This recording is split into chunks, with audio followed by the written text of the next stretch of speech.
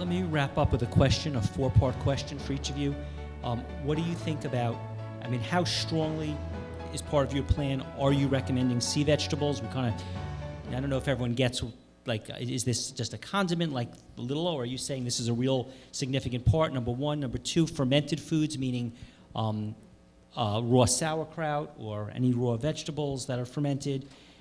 Third, just throw in, everyone's always talking about gut bacteria, how to improve your gut. Any thoughts on that? And finally, anything on electromagnetic field protection from cell phones? Those 4 points to wrap up with. Sea vegetables, fermented foods, gut bacteria, and EMFs. Started. Yeah. You want to start? Go ahead. You go ahead.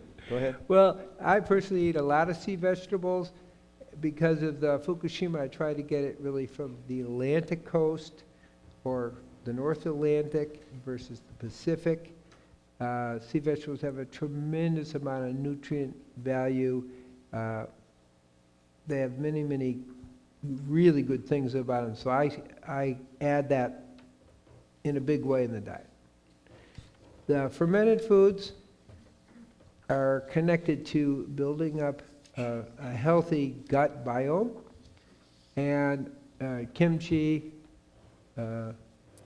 type of thing helps a lot, and it's natural and it's tasty and so forth. So I do recommend the fermented foods in that way. There are lots of things with the electromagnetics, but I hope I answered the three before we talk electromagnetics. It's a huge problem. It will become a bigger problem, particularly with the 5G coming in. My personal feeling, there's a lot of devices out there that can be protective, and I think everybody should, check what works best for you and wear something, because we're in a very unnatural situation. First time in history, and we are seeing increasingly rates of cancer from that. The use of cell phones, same thing. A lot of cancer, people listening to their cell phone, they get cancer of the parotid gland and so forth. Keep your cell phone away from you. Use the speaker, okay? But don't carry it on you, because it's creating electromagnetic problems, particularly if you carry it in your chest pocket or whatever. Not a good idea. It's right over your heart. So minimize use of the cell phones and wear some sort of protective device. I'm not going to mention, because there's lots of ones that seem to work. And actually sometimes they seem to be overlapping, so you could wear 2 or 3 protective devices, and they each seem to have a piece to it. So that's how I kind of approach it, because we are a little different. We have to pick devices that actually work for us, and you have to really test to see if they're working. But we do need to have some kind of protective devices at this point. And I have to be honest, I probably don't use as much sea vegetables as I should in my programs. I use a little bit. I like to use them as a source of iodine. So just learning. I'm a little bit of a baby in that area. The fermented foods, definitely, I encourage their use. I do fermented vegetables myself, and also fermented cheeses with nuts and things like that. So I think they're very valuable. We need to have not just the probiotics from fermented foods, but also the prebiotics as well. So encouraging the use of legumes and so forth, that, artichokes and the foods that are rich in prebiotics. And then, what was the third thing? Gut bacteria? Gut bacteria, which you're speaking. Fermented foods, gut bacteria. Yeah, Gut bacteria. Oh yeah, so that's the same story, the fermented foods and the prebiotics. And then the electromagnetic fields, I know almost nothing, but I know just from instinct, I do not keep a cell phone near me. I just don't think it's a good plan. So the research is definitely growing in this area, and I think we need to pay attention to it. So yeah, seaweed, I love my kids. That was the first food. So my kids are nursed. And the first food that they were attracted to was dulse. And of course, there is some sodium naturally from the ocean, so I would just dip them. You can't soak dulse, but I would dip them, and then I would tear all the little leaves apart and dip them again and dehydrate them for like 24 hours. And then I could bring that to the theaters. I actually smuggled in my 6 months old to a show here in New York. It was the drums, what was it called? Anyway, I had him in a big scarf because Stumps, he loved things like that. So I was nursing him, but I would have a little ball of the dolls, and he was in seven heaven. Well, anyway, so it was the first natural instinct. We're born with two instincts. We need glucose, we need sodium. And we will look for that in any which way. And for example, my first sodium was probably from meat and the salt on that. And my first glucose was probably an ice cream cone I stuffed in my face. And so that's the kind of sugar that I wanted for a long time. So most of us got into it that way. And so seaweed's amazing food. And it's used, of course, you know, all over the world, and Japan has done tons of research about it. And people who ate seaweeds, like kelp, when Chernobyl happened, probably got out of having thyroid cancer, and probably the same thing's happening now in Fukushima. And so that is very, very important. After Chernobyl happened, I went back to Sweden. That was 1986 when that happened. Swedes were told to eat kelp to support themselves because that radiation, the clouds, it was raining over Sweden and Germany and all over Europe. We got plenty of radiation, and people are still suffering thyroid cancer, still. So you can just imagine what's going to happen with the radiation from Fukushima. Fukushima is 3 reactors. Chernobyl was 1 reactor. Chernobyl will not be inhabitable for 100,000 years. So, you know, so seaweed is a big deal to protect us. When it comes to fermented food, yes, we serve kimchi, and we serve the raw sauerkraut, of course. Our sauerkraut is not what I used to make in Sweden, which was 3 months old and it could walk by itself by the time it was done. This one is just like 3 days fermented, and it tastes amazing.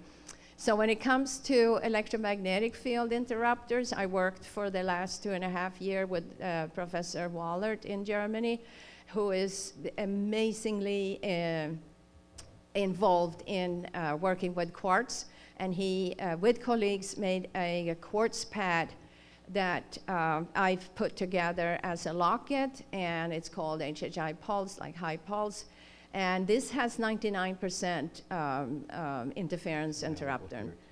So it's an enormous help, and of course, I don't want to wear the cell phone and think that this is going to support me 100%, but it is a help. You wear it at all time. It will last you for a lifetime. And, you know, there are a lot of things out there on the market. And like Gabriel said, maybe you need to check. Maybe you need to wear some. Maybe you need to check what works with you. Because also emotionally, when you wear this, it's protecting you from electromagnetic, because that interferes big time with you emotionally. So in our last magazine, you can read about it too. We have an article. Yeah, the magazine that all of you have, I'm pretty sure that Caroline has it here, the High Pulse, and it's by far the state of the art. We looked at it with a microscope when we met this wonderful German doctor 5 years ago, and what he did is he took quartz and he weaved it in geometric patterns that's universal, 360 degree. For everything else, and we've been wearing these devices for 40 years, Anna Marie and I, they only have mono focus. So they attract like a magnet rather than even through your body, from the back and front. So sea vegetables have been part of the Hippocrates diet since the first day. So 1956, when Anne Wigmore opened the doors of Hippocrates, she said, the most important foods is the very first life form that ever existed, algae, and sea algae, the second life form, and the third, grass and the related seeds we call sprouts. So the core of our diet is that, but sea vegetables are important.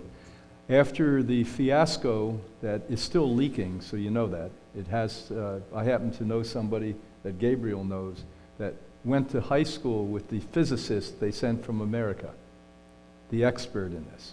And he said this was a human problem. He said when they were supposed to turn the valves one way, they turned it the opposite way. The next thing, they did the opposite of what they should, and it's still leaking. And so Hawaii now has 7,000 times more radioactivity than it did before. And so where was it that it hit the most? In Florida, believe it or not. It hit over Cocoa Beach, Florida. So that bloom of radioactivity with the jet streams went all across the earth, settled over Cocoa Beach, Merritt Island, around Orlando, Florida, and dumped the most radioactivity there. So don't think because this happened in Australia that you're void of that. And seaweeds, as Anna's country, which is always refreshing to be around a government that really cares for its citizens, it's quite unique, and certainly not so here in the United States, that they actually told people you better start eating sea vegetables there. They also told them when Anna was a little girl, stop eating fish. That fish is polluted. They also told people in northern Sweden after Chernobyl, don't live here anymore because you're going to get rid of, don't eat anything from up here anymore. So any of you that are interested in having a longer life, a healthier life, and not getting cancer, you better start taking sea vegetables. And so it's a big part. This morning when Anna Marie and I got up, we took 5 types of algae, which we do every single day other than fast day. And after Chernobyl and after the Japanese problem, what I did is I created an algae that comes from the most pristine water in the world off Iceland. And it's called Life Give Sea SEA Strength. It's very easy to take. It's a liquid. What we do is we mix it into the container where we put 5 or 6 different things, minerals, selenium, iodines, etc. We shake it up every morning. We drink it down. So Life Gives Sea Strength. We were involved with something many years ago called Rejuvelac at Hippocrates. It was something Ann Wigmore brought from Lithuania.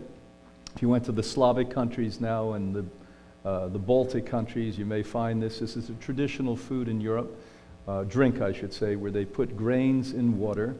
The idea was it fermented good bacillus, good bacteria, and we were all telling people forever, and unfortunately today some people are still telling people to drink it. Back in 1981, there were 4 of us in the world that were leaders in the raw food movement. Ann Wigmore was one, she wasn't in the room. And I won't name names, but the other 3 of us were in the room.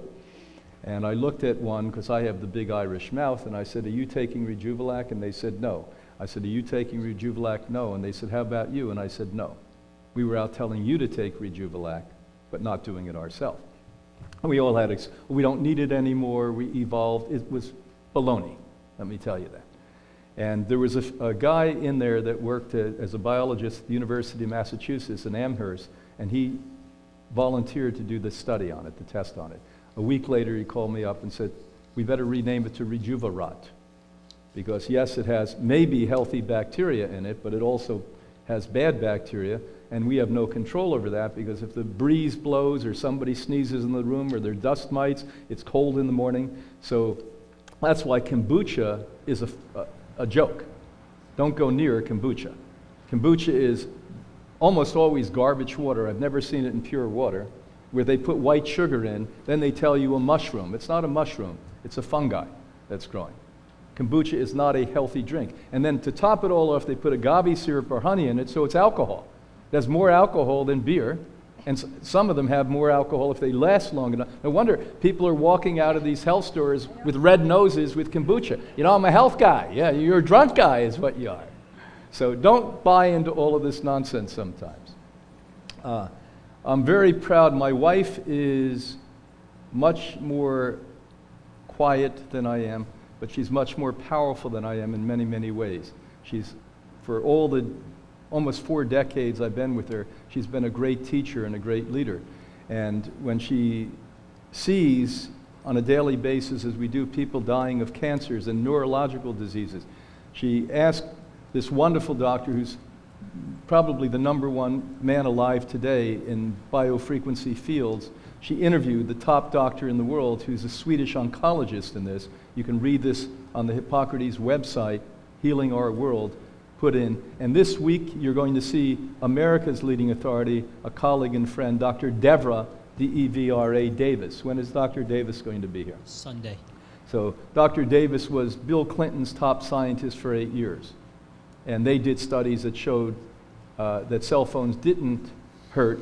She then looked at it and realized that they absolutely cheated on those studies, and now became the #1 advocate in the United States against cell phone use, and works with Stanford, University of California, etc. So like you heard once, and I will repeat so you don't forget out here and in the world, never use a cell phone at your head unless you want thyroid cancer and brain cancer. Never use a Bluetooth. As the Italian showed us, you get the same brain cancer, less operable, goes in deeper that way. Put it there, use speakers. My kid hates me. All of my 4 kids and my grandkids think I'm nuts because I'm talking. I'm not talking dirty. I don't care. Do that so you don't stick it to your head. Put on it what we've looked at over the decades. The one device that we see is real, it's scientifically valid. We've used it now for 20-some years. It's called a GIA, G-I-A. And I can assure you what Anna Maria did with the German doctor, there's nothing that matches this because it does something different than everything else, and that's called a high pulse. And I don't, do you have any of that here with you, Caroline? Okay, so she has some of those. So let me say to you that the bio of your intestinal tract is who you are. If that's weak, you're going to die. You're going to age. You're going to get a disease. Not maybe, not possibly. You're going to get psychological problems. Not maybe, not possibly. These are definitely going to happen. So we think, along with taking sauerkraut and kimchi and all the wonderful things that support it, they don't have a full spectrum of pro and prebiotics. So we choose to create the strongest of all on the planet Earth, called Life Give Instinct. You can get it in 50, which is good for half the population, 80, which about 30% of you need, and 200, which 20% of you need. The 200 are usually people who took long-term antibiotics, long-term chemotherapy, and really, really devastated your entire system. And so we think supplementation is a necessity. And by the way, in many cases, we don't only take it orally, which is absolutely important, but we actually take the content and inject it anally and hold it to once again reconstitute your immunity. 70% of your immune system comes out of your intestinal tract. Not maybe, not possibly, definitely.